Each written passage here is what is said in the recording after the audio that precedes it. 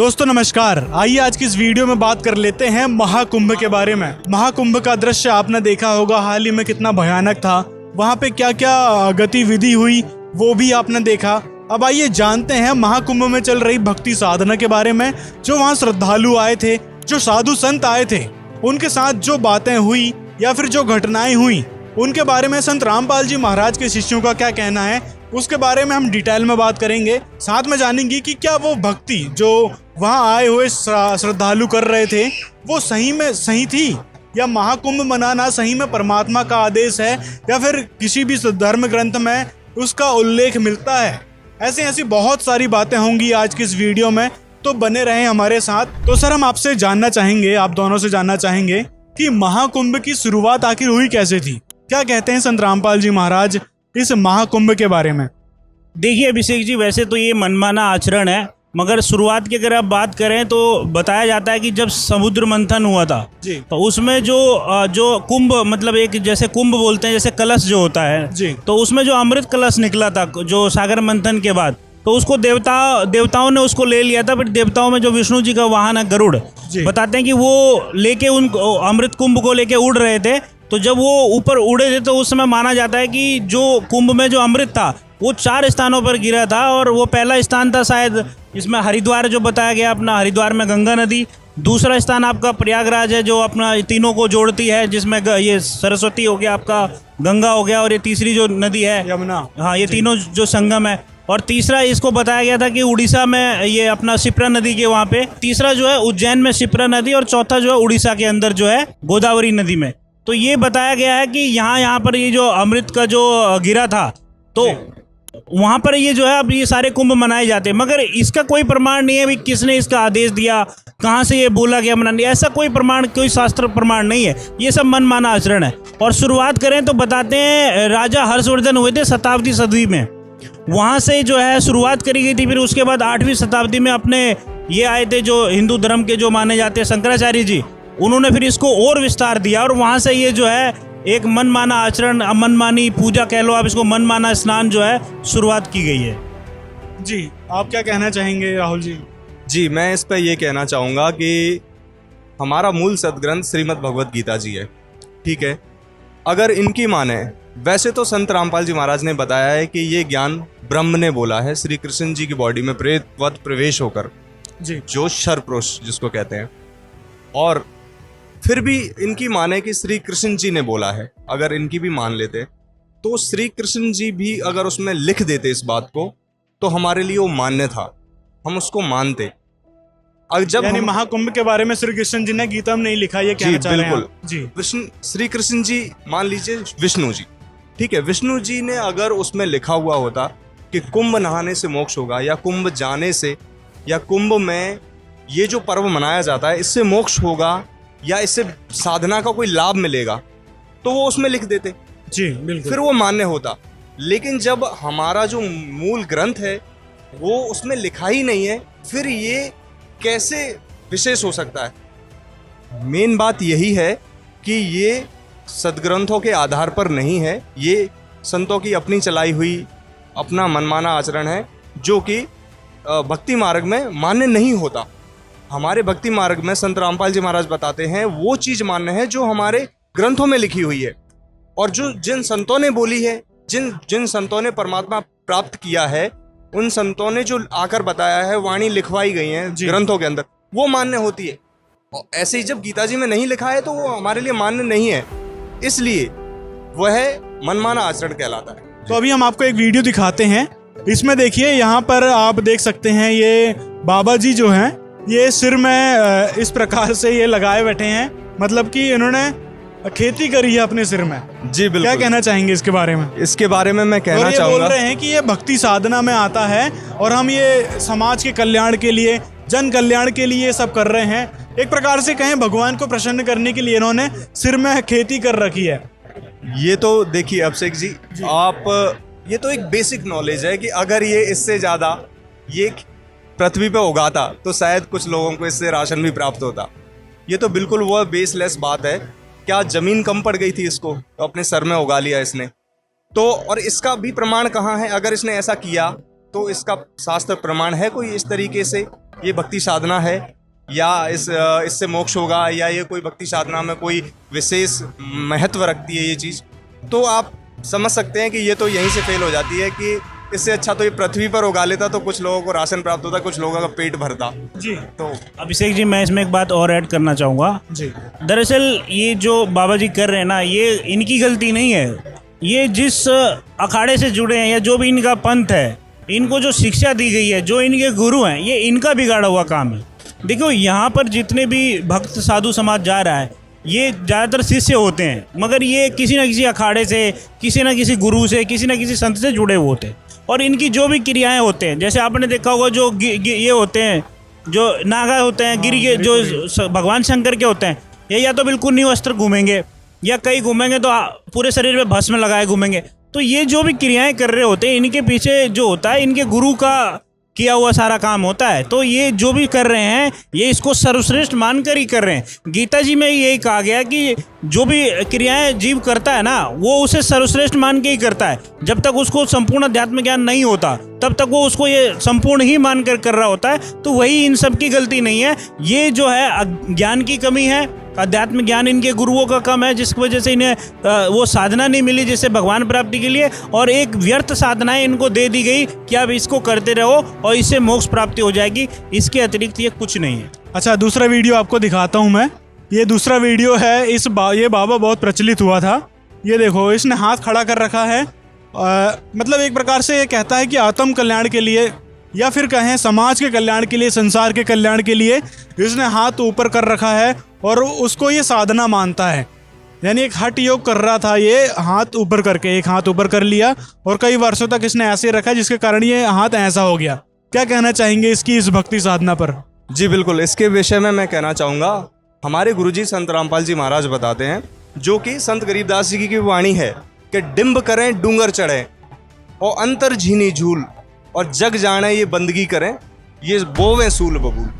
तो ये ऐसा दिखावा करते हैं कि जिससे कि लोग इनसे आकर्षित हों और इनको अच्छा सा दान मिले, लोगों में इनकी जो है थोड़ा सा ये अपने आप में वाहवाही हो, ये करना चाहते हैं। इसलिए ये इस प्रकार के आडंबर करते हैं। आडंबर कहा, इस संतों की भाषा में इसको आडंबर कहा है।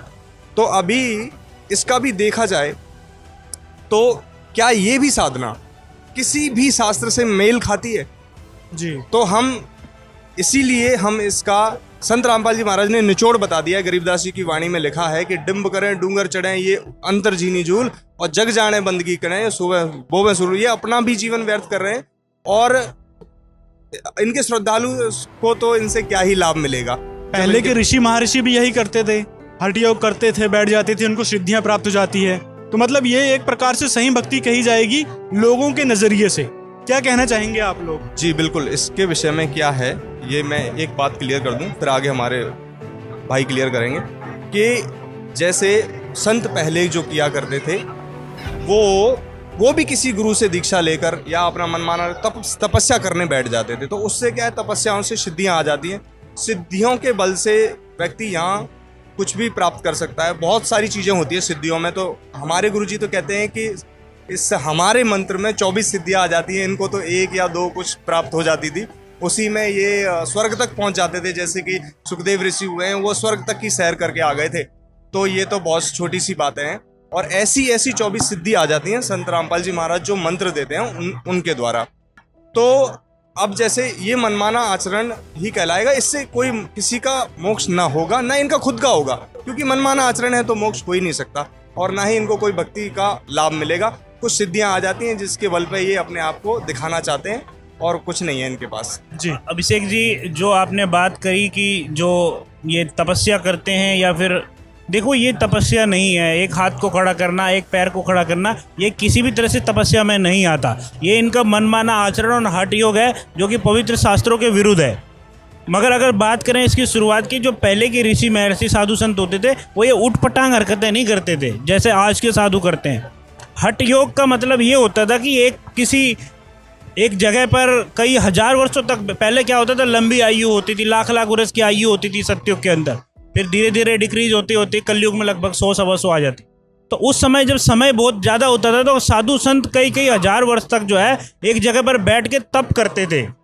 वो हट एक अलग है, मगर ये जो हट है उठ पटांग हट है, कोई खेती सर पे कर रहा है, अब एक सबको खाने का भी ठेका ले लिया इन्होंने, खाना खिलाने का। तो ये इस तरह की कोई क्रिया पहले के साधु संत महात्मा नहीं करते थे, जो आज के साधु संत कहे जाने वाले लोग कर रहे हैं। ठीक है, तो कुल अच्छा, इसमें एक बात और जानना चाहेंगे, जैसे कि ये जो जिसको आपने अभी दिखाया था कि हाथ खड़ा करके, ये जो है गुस्सा भी बहुत करता है, किसी को चिमटा मार देता है, किसी के पीछे दौड़ पड़ता है, क्या ये साधु संत के लक्षण होते हैं? क्या कहना चाहेंगे? संत रामपाल जी क्या बताते हैं? जी, संत रामपाल जी बताते हैं, अगर आपके अंदर जो विकार हैं, जो द्वेष हैं, अगर ये नहीं खत्म हो रहे, क्योंकि संत रामपाल जी जो भक्ति बताते हैं, जो साधना बताते हैं, या फिर जो क्रियाएं या फिर जो ज्ञान देते हैं, वो इसीलिए दिया जाता है क्योंकि ताकि भक्त सुधरे, भक्त का जो आत्मा है वो निर्मल होनी चाहिए, उसके राग द्वेष खत्म होने चाहिए, उसके अंदर जो मान बढ़ाई अहंकार खत्म होना चाहिए। तो यदि अगर आपको गुस्सा आ रहा है तो आप काहे के साधु संत हो? तो इससे भी ये स्पष्ट होता है कि ये कोई साधु संत नहीं है, ये एक तरह से जो है ढोंग पाखंड को जो है बढ़ावा दे रहे हैं यहाँ पे। अच्छा, एक कांटे वाले बाबा बहुत प्रसिद्ध हुए थे जो साधना कर रहे थे, लेकिन वो तो अपनी रोजी रोटी के लिए कर रहे थे, ये तो कह सकते हैं। लेकिन अन्य और भी साधु संत जो हैं, पहले भी देखा गया है कि वो कांटे में लेटकर अपनी तपस्या करते थे, शरीर को दुख देते थे। तो क्या कहना चाहेंगे आप जो शरीर को दुख देते हैं? जैसे कि ये बाबा हैं, इन्होंने बोले 250 ग्राम का ताला लटकाया हुआ है अपने गुप्तांग पे, क्या ये साधना से परमात्मा मिल जाएगा या कोई शुद्धि मिल जाएगी? क्या कहना चाहेंगे? तो इस विषय में हमारे गुरुजी संत रामपाल जी महाराज ये बताते हैं कि इन संतों को ज्ञान नहीं है। वास्तव में इन्होंने अपने ग्रंथों का भी अध्ययन नहीं किया है, ये अपने गुरुओं के कहने पर या जैसा भी मनमाना आचरण करने लगे हैं। इनको जो बेसिक नॉलेज है ना कि मनुष्य को कैसे रहना चाहिए, वो भी ज्ञान नहीं है इनको। क्योंकि अब जैसे गाली गलौज करना, किसी को मारना या गुस्सा करना, तो ये भी एक संत के लक्षण, ये तो एक सभ्य व्यक्ति के भी लक्षण नहीं है, तो संत कहाँ से हो सकता है वो? ये एक सोचने वाली बात है, ये एक सभ्य समाज को सोचना चाहिए कि जिसमें एक बेसिक नॉलेज नहीं है, जिसको रहने का, बैठने का, खाने का, पीने का जो बेसिक नॉलेज है वही नहीं है, तो ये संत कैसे हो सकते हैं? किसी को मार रहे हैं, गाली दे रहे हैं, सिर्फ अपने स्वार्थ के लिए कि क्या, कि किसी ने दान नहीं चढ़ाया, किसी ने कुछ नहीं, किसी ने अटपटा प्रश्न पूछ लिया। अगर वो संत होते तो उन प्रश्नों के उत्तर दो, तभी समाज का कल्याण होगा। अच्छी शिक्षा दो, तो जिन उनके पास कुछ है ही नहीं तो क्या देंगे? जिसके पास जो है वो वही देगा। तो ये इन संतों के लक्षण ही बता देते हैं कि ये कहाँ तक कितने पानी में है। ज़्यादा कहने की जरूरत नहीं है इसके बारे में। इन्हीं सब बातों को सुनकर लोग कहते हैं कि ये हिंदू विरोधी हैं, संत रामपाल जी महाराज और उनके शिष्य हिंदू विरोधी हैं, हमारे हिंदू संत का अपमान कर रहे हैं, हिंदू देवी देवताओं का अपमान करते हैं, हिंदू धर्म में चली आ रही धार्मिक मान्यताओं को मना करते हैं। तो क्या कहना चाहेंगे आप इसके बारे में? अभिषेक जी, ये स्पष्ट है, इनकी जो क्रियाएं हैं, ये जो क्रियाएं करते हैं, या फिर जो ये जिस तरह की इनकी जो पाखंड पूजाओं में जो भक्त समाज को एक तरह से गुमराह कर रहे हैं, तो ये अपमान ये कर रहे हैं हिंदू धर्म का, ना कि संत रामपाल जी कर रहे हैं। संत रामपाल जी तो जो यथार्थ मतलब एक जो हिंदू धर्म है, एक हिंदू धर्म की जो क्रियाएं हैं, देखो हिंदू धर्म क्या है, हिंदू धर्म एक वैदिक धर्म से निकला हुआ एक हिस्सा है। ठीक है, पहले वैदिक धर्म होता था, उसके बाद जो है आगे हिंदू धर्म जो है शंकराचार्य जी के बाद आया। तो जो हमारे वेद शास्त्र हैं उसमें जो भक्ति विधि लिखी है वो करने से हमारा मोक्ष होगा, उससे हम हिंदू कहलाएंगे, ना कि इन ऊट पटांग क्रियाओं में। ऊट पटांग कहूँगा इनको, ये ऊट पटांग की क्रिया है, कोई हाथ ऊपर को कर रहा है, कोई पैर ऊपर को कर रहा है। आपने एक और भी बताया जिसको मैं बोलना भी नहीं पसंद करूँगा, कोई बाबा आप बता रहे थे वो कोई लॉक लगा के घूम रहे हैं या वगैरह वगैरह। तो ये कुल मिला के जो है ये, हाँ, ये इनका उद्देश्य ये होता है कि ये लोगों को मेले में जाकर प्रभावित करें, क्योंकि वहाँ पर लाखों करोड़ों लोग जा रहे हैं। इनकी उठपटांग हरकतें देखकर कोई 10 रुपये डाल देता है, कोई 20 रुपये डाल देता है, या कोई माथा टेक जाता है, इनकी वाहवाही हो जाती है। बाकी आध्यात्मिक ज्ञान इनका शून्य है, इनकी क्रियाएं जो है किसी अध्यात्म अपने जो हिंदू धर्म की अगर बात करें उनसे बिल्कुल मेल नहीं खाती है, ये बिल्कुल बेसलेस है और व्यर्थ है। आप बता रहे हैं व्यर्थ बता रहे हैं उनकी साधनाओं को, तो मैं इसमें एक क्वेश्चन ऐड करना चाहूँगा जो हिंदू धर्म के लोगों की तरफ से है। तो क्या इतने सारे जो वहाँ पे साधु संत आए थे, करोड़ों की भीड़ आई थी साधु संतों की, श्रद्धालु तो अलग रहे, साधु संतों में करोड़ों की भीड़ आई थी, इतने सारे श्रद्धालु थे, कई नागा साधु बन गए और भी बनाए गए हैं वहाँ पे। तो क्या वो साधना ही गलत है? क्या आपके कहने के हिसाब से आध्यात्मिक ज्ञान शून्य है बताया अभी आपने, तो मतलब ये कहने से उन करोड़ों जो भक्त हैं, जो भगवान के भक्त कहे जाएंगे साधु संत हैं, वो क्या उनकी साधना व्यर्थ हुई फिर? तो आपके कहे अनुसार, संत रामपाल जी के कहे अनुसार ये बहुत ही दुर्भाग्यपूर्ण है कि एक ऐसे विषय पे बोलने जा रहा हूँ। एक संत तो क्या ही कहेंगे उसको, संत की निंदा होती है इस बात पर। एक व्यक्ति हमने ऐसा देखा बाबा जी कि बिष्टा खाता, कहता मैं बिष्टा खा जाता हूँ। क्या ये सनातन धर्म है? इससे सनातन धर्म की बेइज्जती नहीं होती? मुझे लगता है कि इससे शर्मनाक बात और कोई नहीं हो सकती। सनातन धर्म में क्या ऐसा मान्य, कौन मान्य करेगा इस चीज़ को कि एक बाबा जी जो कह रहा है कि मैं बिष्टा तक खा लेता हूँ, क्या खाने के लिए और चीज़ें कम पड़ गई थी? तो अब ये सब समाज तो पशुओं के तुल्य हो गए, समझ लो। पशु खाया करते हैं सर, पशु भी इस चीज़ को नहीं खा सकता। और तो सभ्य समाज खुद ही निर्णय कर सकता है कि क्या ये साधना है वास्तव में। और अब मैं जो तरीका है वास्तव में संत रामपाल जी महाराज ने जो बताया है जीवन जीने का, कि एक शाकाहारी सदाचारी जीवन जियो, सभ्य, अच्छा भोजन करो, अच्छे कपड़े पहनो और अच्छे वो कर्म करो जो एक समाज में मान्य होते हैं। किसी की बहन बेटी पे गलत नजर नहीं डालना, किसी प्रकार का नशा नहीं करना। और तो और ये संत कोई नशा ही नहीं छोड़ पाते। अक्सर मैंने देखा है कि ज्यादातर संत ये नशे करते हैं। इनफैक्ट हमने तो दारू पीते भी देखे हैं, और ये तो गांजा वगैरह तो ये आम बात है। तो क्या ये सनातन परंपरा है? अभिषेक जी, आपने जो बोला ना कि जो 20 करोड़ संत वहां चले गए, देखो जानने को तो वहाँ अरबों से ले जाएं, मगर हमारे शास्त्र क्या कह रहे हैं भाई? या तो उन संतों को देख लो आप, दो बातें आपको स्पष्ट होनी चाहिए। या तो जो साधु संत हैं जो उठपटांग क्रियाएं करते हैं, या तो आप उनको देख लो, या फिर अपने शास्त्र को देख लो। दो चीज़ें आपको दो में से एक चीज़ आपको देखनी पड़ेगी। या तो आप अपने शास्त्रों को सही मानो कि हमारे शास्त्र जो कह रहे हैं वो ठीक है, या फिर उन क्रियाओं को सही मानो ये वो क्या कह रहे हैं। तो कोई भी समझदार व्यक्ति होगा तो अपने शास्त्र को देखेगा। और शास्त्रों में भी यही प्रमाण है कि जो हमारे जो भी शास्त्र है उसमें यही बताया गया है कि जो भी क्रियाएं करने की है, जो ना करने के लिए, उसके लिए शास्त्र ही प्रमाण है। अगर वो उस शास्त्रों के अकॉर्डिंग नहीं कर रहे हैं, जैसे आपने बोला वो हाथ उठा रहा है, कोई पैर उठा रहा है, या फिर अन्य तरह की क्रियाएं, किसी ने कपड़े नहीं डाले, किसी ने डाले तो आधे कपड़े डाले, तो ये शास्त्रों में वर्णित क्रियाएं नहीं है। तो इसलिए वो सब बेसलेस है, चाहे वो 20 करोड़ पहुंच जाए चाहे 10 करोड़ पहुंच जाए। ये मेरा आपसे कहना है। तो सर हम अंत में आपसे यही जानना चाहेंगे कि संत रामपाल जी महाराज ने आखिर ऐसी कौन सी भक्ति साधना बताई है जो आप इन सभी संतों का ज्ञान शून्य बता रहे हैं? क्या ऐसी साधना है जो संत रामपाल जी ने बताई है? क्या वो वेदों शास्त्रों से प्रमाणित है, जबकि हमारे धर्म ग्रंथ ही माननीय माने जाते हैं सभी हिंदू धर्म के लोगों के लिए? तो क्या कहना चाहेंगे, क्या कहा है तो संत सर रामपाल इसके जी? लिए मैं कहना चाहूँगा कि संत रामपाल जी महाराज ने बहुत सिंपल वे से भक्ति साधना बताई है जो कि हमारे शास्त्रों में वर्णित है जी। अब जैसे इस सृष्टि पे 5 प्रधान है, 5 प्रधानों के मंत्र हम डेली जाप करते हैं। संत रामपाल जी महाराज के सभी अनुयायियों को मिलते हैं। प्रथम दीक्षा में वो मंत्र मिलते हैं, द्वितीय दीक्षा भी होती है, फिर तृतीय दीक्षा होती है जो फाइनल मोक्ष प्राप्ति की दीक्षा होती है। तो ये एक प्रोसीजर है भक्ति करने का जो कि संत रामपाल जी महाराज ने बताया है, और ये प्रमाणित है। जिन संतों ने वो मोक्ष प्राप्त किया और उन्होंने अपनी वाणी में आकर लिखा यहाँ पर, वही दिखाते हैं। संत रामपाल जी महाराज अपनी तरफ से कुछ भी नहीं बताते। तो जो लोग ये सोचते हैं कि सनातन विरोधी हैं या विरोध करते हैं हमारी इन सब चीज़ों का, तो हम उन सब चीज़ों का विरोध करते हैं जो गलत हैं, जो आप गलत कर रहे हैं, जो प्रमाणित चीज़ें नहीं हैं, जो हमारे ग्रंथों में नहीं लिखी है। उस चीज़ के बारे में संत रामपाल जी कहते हैं कि ये चीज़ करने से आपको कोई लाभ नहीं होगा। जैसे गीता जी अध्याय श्लोक 23 में लिखा है कि शास्त्र विधि को त्याग कर मनमाना आचरण करने वालों को कोई लाभ नहीं होता। तो ये बात हमारे लिए मान्य है जो गीता जी में लिखी है, और अन्य संत बेसलेस मनमाना आचरण बता देते हैं, इसलिए उस समाज को लाभ नहीं होता। संत रामपाल जी महाराज चाहते हैं कि सभी को ये ज्ञान हो और ये साधना करें तो भगवान से लाभ प्राप्त होगा।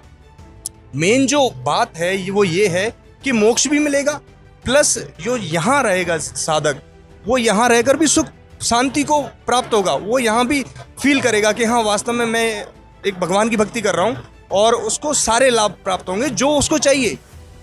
ये है बात जी। अभिषेक जी, आपने साधना की बात करी कि भाई क्या संत रामपाल जी महाराज जी जो साधना बताते हैं। देखो, संत रामपाल जी का जो साधना का जो सिंपल है, उनकी साधना प्राइमरी लेवल है, सेकेंडरी लेवल है, और उसके बाद आगे की पढ़ाई है।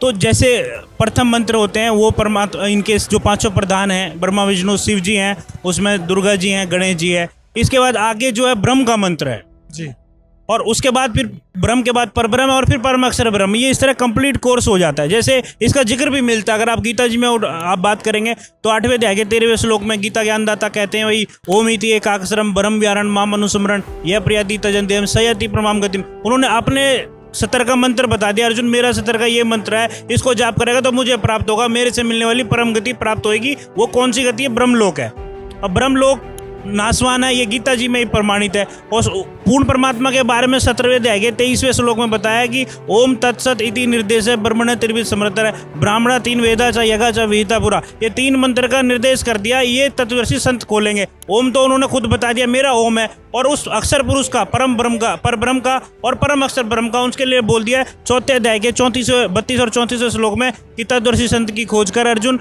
वो तुझे को संपूर्ण अध्यात्म ज्ञान बताएंगे जिससे तेरा बुढ़ापा भी खत्म होगा और तेरी मृत्यु भी खत्म हो जाएगी। और उसके बारे में खुद बोला कि वो मेरा भी इष्ट देव है, उसी की मैं भी पूजा करता हूँ। ये गुप्त वेद अर्जुन को और बता दिया। तो इससे क्लियर हो जाता है कि हमारे जो वेद शास्त्र हैं वो बिल्कुल राइट है, मगर जो क्रियाएं आजकल के साधु संत महात्मा कर रहे हैं ये इनके विपरीत कर रहे हैं, इसलिए ये हमें मान्य नहीं है। सिंपल सा हमारा इतना सा कहना है। अब जैसे भावनाओं को ठेस पहुंचाने की बात जो ये मूर्ख लोग करते हैं, जो स्वार्थी करते हैं, जनता को भ्रमित करते हैं कि हमारी भावनाओं को ठेस पहुंचा दिया,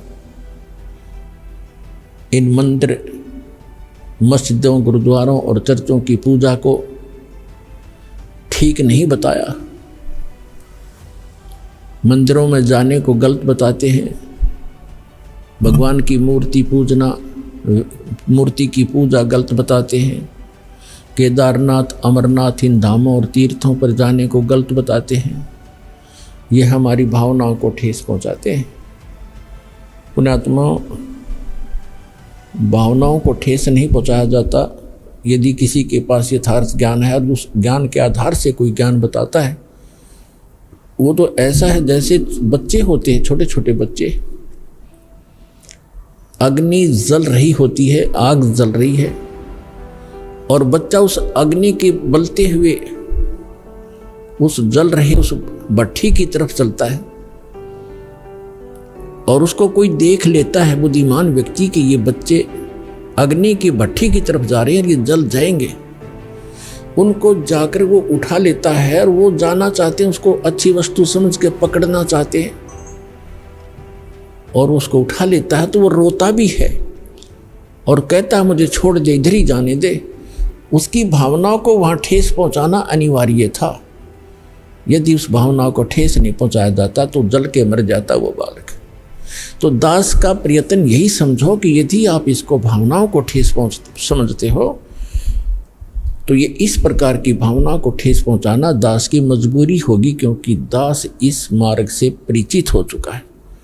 और जहाँ तक पार बसाओगी आपको वहाँ नहीं जलने दूंगा उस आग के अंदर। अपने आत्मा परमात्मा आकर बताया करते थे कि जिन धामों की आप पूजा करने जाते हो, इन धामों की कुछ कम से कम तुम स्थापना देखो कैसी हुई है, इन तीर्थों की ये स्थापना कैसी हुई, और फिर ध्यान से सोचो, विचार करो। आज बालक नहीं हो, आप शिक्षित हो, उनके इतिहास उनकी जीवनी हमारे पास उपलब्ध है, उनको पुनः विचार करके ग्रहण करो, उनको त्याग दो।